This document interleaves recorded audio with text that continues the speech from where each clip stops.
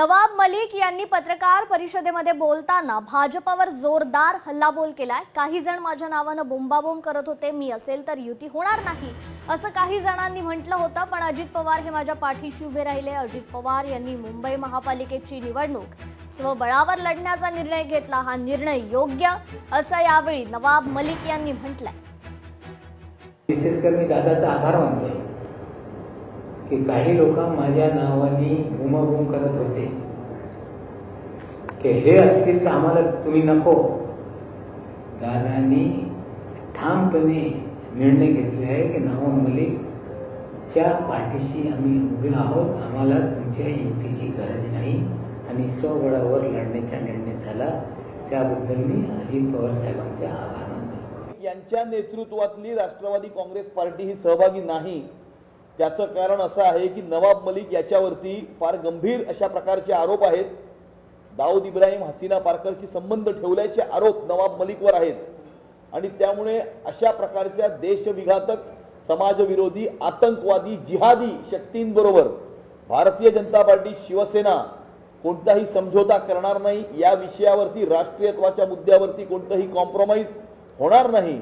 निवडणुका येत असतात, निवडणुका जात असतात, परंतु राष्ट्रीयत्वावर आणि हिंदुत्वावर कुठल्याही प्रकारची तडजोड ही होऊ शकत नाही आणि म्हणून आमची ठाम भूमिका होती की नवाब मलिकच्या नेतृत्वातल्या राष्ट्रवादी काँग्रेस पार्टी बरोबर आम्ही कोणतीही युती करणार नाही, तडजोड करणार नाही। मुख्यमंत्री देवेंद्र फडणवीस हटके प्रचार करणारे टॉक शो, रोड शो आणि नामवंतांच्या गाठी भेटींवर भर देण्यात आलेला आहे। प्रचाराची परंपरागत पद्धत मुख्यमंत्री बदलणार आहेत। राज्यातील प्रमुख महापालिकांमध्ये मुख्यमंत्र्यांचा संवाद आहे। सभा, मेळाव्यांना संबोधित करणं ही निवडणूक प्रचाराची परंपरागत पद्धत। मात्र मुख्यमंत्री देवेंद्र फडणवीस हे स्वतःपुरती महापालिका निवडणुकीसाठी ही पद्धत आता बदलणार आहेत। सभा तर ते घेतीलच, मात्र थेट लोकांशी संपर्क करण्याच्या दृष्टीनं नाविन्यपूर्ण पद्धतीनं प्रचार करण्यावर त्यांचा भर असणार। या संदर्भात आपण अधिक अपडेट घेऊयात आपले प्रतिनिधी चेतन ननावरे यांच्याकडून। चेतन, खरं तर मुख्यमंत्र्यांनी कुठेतरी प्रचाराची परंपरा बदलण्याचा निर्णय घेतलाय। टॉक शो, रोड शो अशा स्वरूपाचा हा प्रचार आता होणार असल्याचं समजतंय, काय अधिकची अपडेट?